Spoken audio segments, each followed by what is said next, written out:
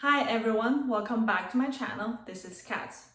For anyone who's new here, my name is Catherine. I got my PhD in life science related fields and currently work in the healthcare consulting.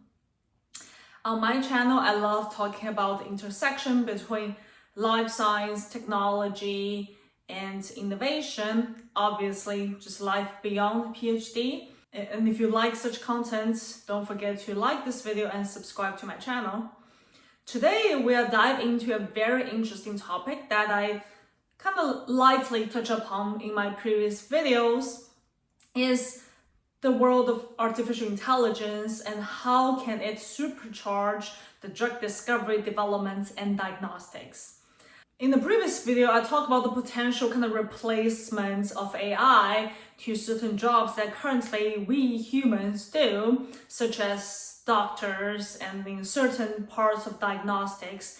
And today I want to really kind of supplement that video by saying that artificial intelligence is here to stay for the long term and how it could kind of complementary to our humans' work.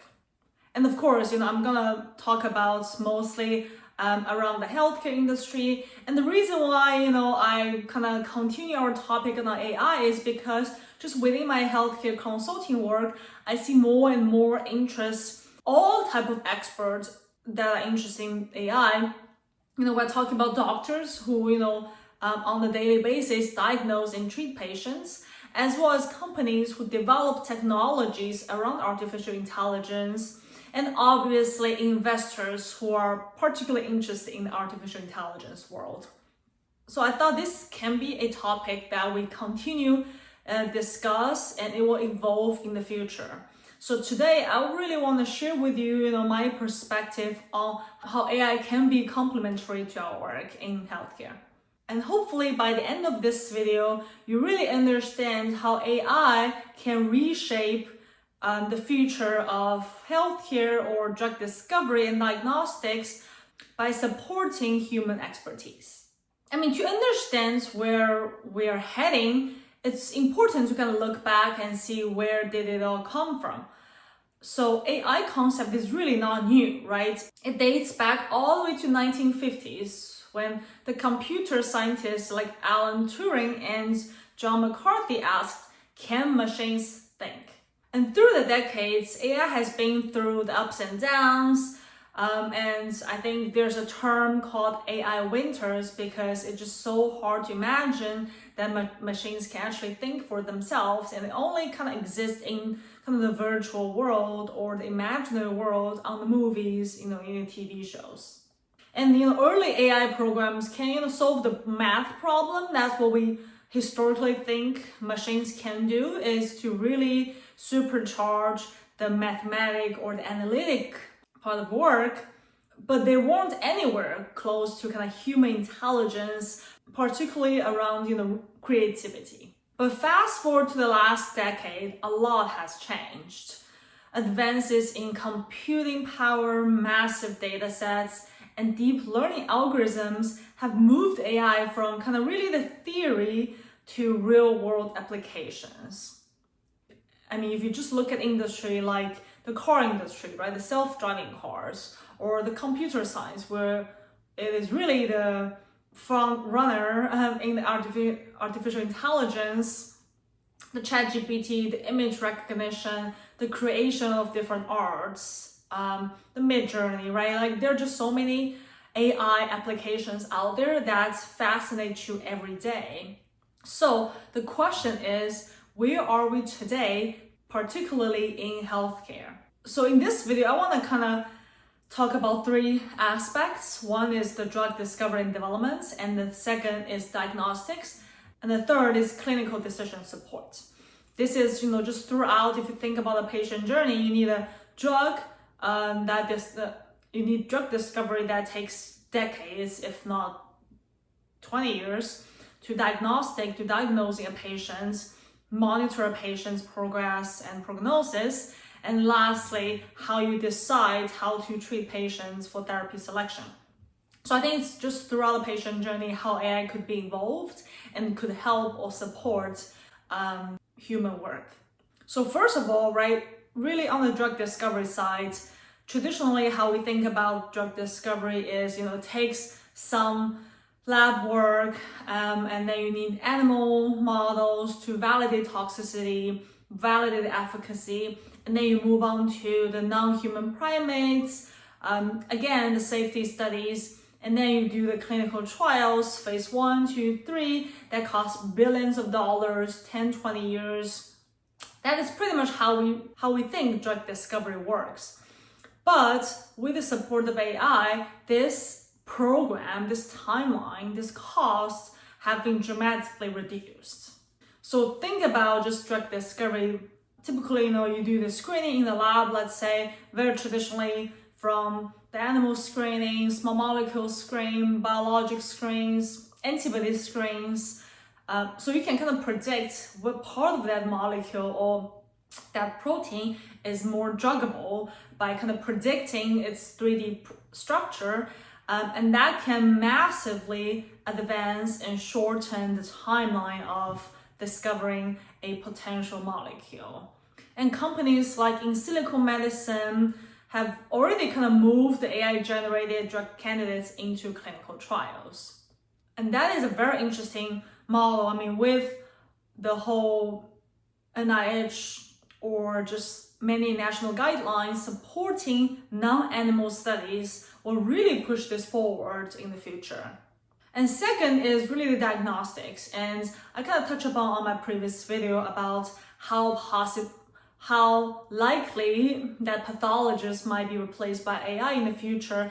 That again proves that diagnostics, which is a particularly intriguing field, personal opinion from all the projects I've done in the diagnostic field, that AI can really help and grow this field. So in the future, we're not really diagnosing someone when the symptoms arise, but really, ahead of the curve, before the symptoms start, you could have, different monitoring tools already, predicting possibly what symptoms or what disease you might get, and screen early, intervene early, so we don't have to get into late stage of a disease before treatment.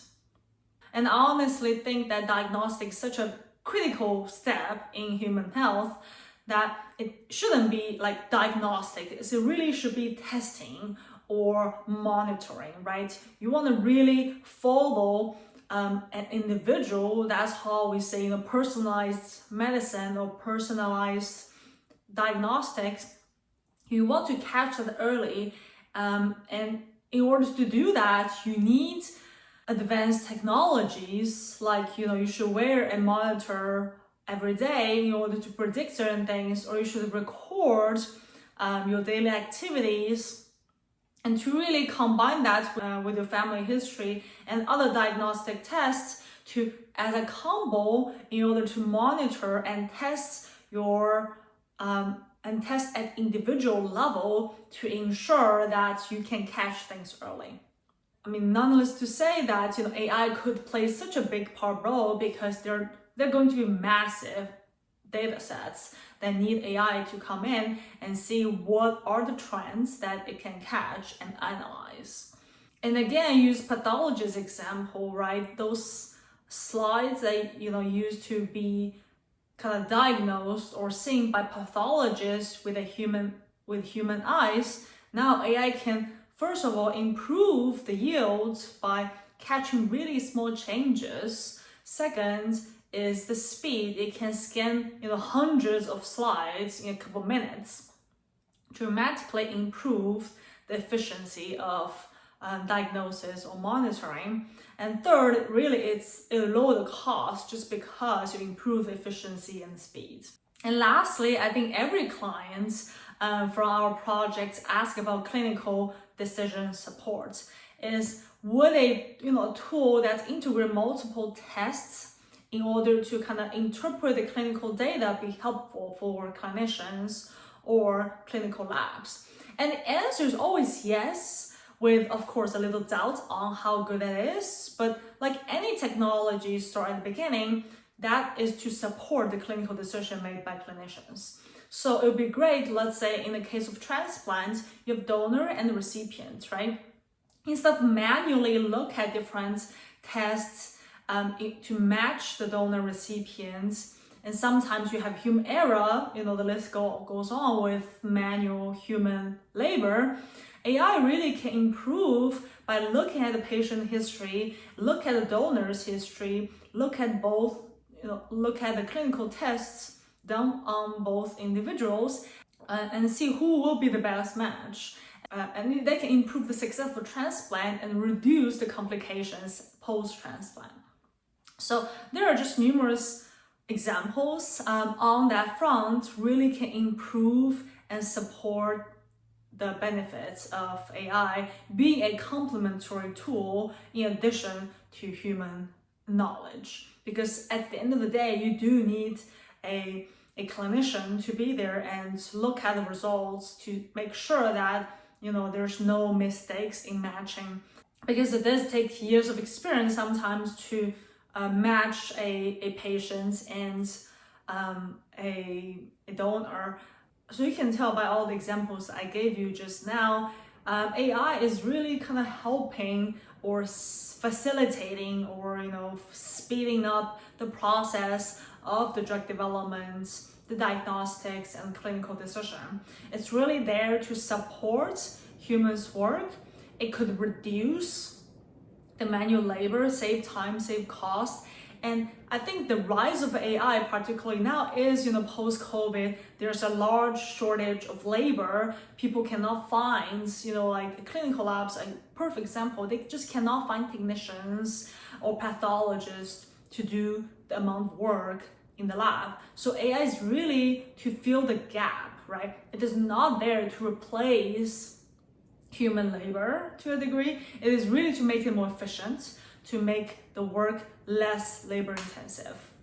So where is it all going? I want to give you kind of a snapshot of the kind of topics I want to touch upon today. So first of all, the drug discovery pipeline, it will, grow actually, because the speed of drug development shortens. So every year you do see more pipelines emerge. And that will be interesting to see, in the next 10 years, what actually survived and what may fail during the clinical trials. Interestingly, the clinical trials will be more decentralized. And that is an interesting concept that I could dive deeper in just one dedicated video. But how we say, decentralized clinical trial means that, patients don't have to go to a particular clinical trial site to be enrolled in the clinical trial. It could be more, decentralized, more closer to where you live. It will reduce the burden, and it will be easier to recruit patients, and there will be just more trials ongoing. On the diagnostic front, diagnostics will be much faster, much broader, and much easier. And that's obviously a good trend that we would like to see with the improvement of AI assisting human knowledge. You could have the wearable sensors that I talk about. You could have at-home sample collection. There are a lot of tools that we could leverage to enable that faster, better, more precise diagnostics. And lastly, I think everything that we talked about is really, it will be more personalized diagnosis and treatments. The whole field is moving towards that trends already with the genomics, transcriptomics, availability of the tools. Now we talk about multi-omics of a human being. We talk about better or more precise diagnostic that lead to precise treatments. So it's more personalized therapies. And we're talking about the monitoring of each individual, which would also lead to more tailored treatments, programs, and that really can improve human health in the long term. So really, to wrap up that, AI is here to empower us, human beings. It is not here to replace, because it's here to fill those gaps. A lot of people, they might not want to do healthcare jobs. They want to transition to whatever they're passionate about. So we have a huge lack of labor that can be fulfilled by AI.